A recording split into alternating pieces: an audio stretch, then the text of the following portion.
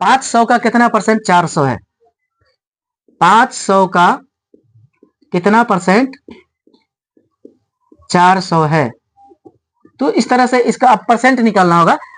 ठीक है, अंक दे दिया, प्रतिशत निकालना। जैसे आप एग्जाम दे रहे हैं, 10वां का एग्जाम दे रहे हैं, ठीक है, और उसमें आपने 500 का एग्जाम दिया है और उसमें आपने 400 नंबर लिया है और परसेंट पता नहीं है कि परसेंट कितना है, तो कैसे निकालेंगे परसेंट किसी को बताने के लिए कि हमको कितना परसेंट आया है?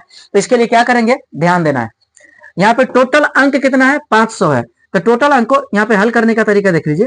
टोटल अंक को नीचे रखा जाता है, टोटल अंक को हमेशा नीचे रखा जाता है, और जो उसमें इसमें कितना लाए हैं, 400 लाए हैं ना, तो 400 को ऊपर रखा जाता है, 400 को ऊपर रखा जाता है। और प्रतिशत निकालना है ना, इसलिए प्रतिशत का मतलब होता है, क्योंकि अब ये भिन्न हो गया ना, भिन्न संख्या, इसलिए 100 से गुना कर दिया जाता है। क्योंकि भिन्न संख्या, जब भिन्न को प्रतिशत में बदलना हो तो क्या करना पड़ता है? 100 से गुना करना पड़ता है।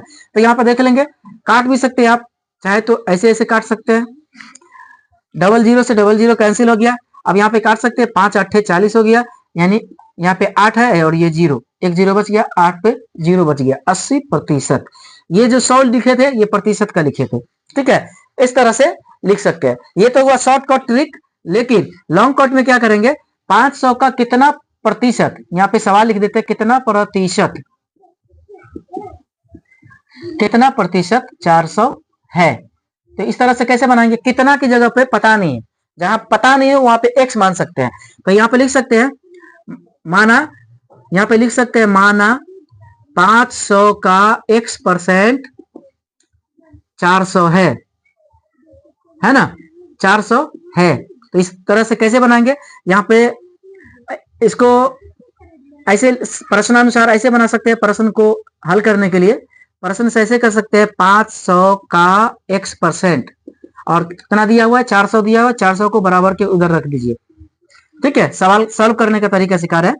अब यहाँ पे क्या करेंगे, 500 का x/100 हो जाएगा बराबर 400 हो जाएगा। यहाँ पे जीरो, डबल जीरो से डबल जीरो कैंसिल करिए, यहाँ पे 5x आ रहा है, नीचे में कुछ नहीं बचा, यानी एक का कोई वैल्यू नहीं होता है। एक छुपा लीजिए या रख लीजिए, बात बराबर है, इसलिए छुपा लेना बेहतर है।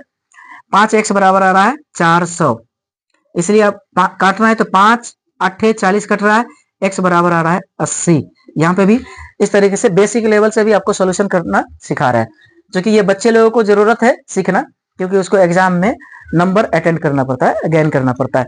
ठीक है, नंबर उठाने के लिए, एग्जाम में नंबर उठाने के लिए ये प्रोसेस का इस्तेमाल करिएगा। अगर आप कहीं कंपटीशन के एग्जाम में जा रहे हैं, कंपटीशन देने के लिए, उसमें ये वाला काम आने वाला है। ठीक है, ये शॉर्ट ट्रिक काम आने वाला है। और अगर आप एग्जाम देने जा रहे हैं, जैसे 10वां का एग्जाम हो या इंटर का एग्जाम हो, तो आपको बहुत जरूरत है कि आप स्टेप बाय स्टेप सोल्यूशन करें। ओके, आपको जरूर समझ में आया होगा। आज के लिए इतना ही। और अगर आपको हमारा बताने का तरीका अच्छा लगा होगा तो आप हमारे चैनल को ज्यादा सपोर्ट करिए, शेयर करके, लाइक करके और सब्सक्राइब करके। ओके, धन्यवाद।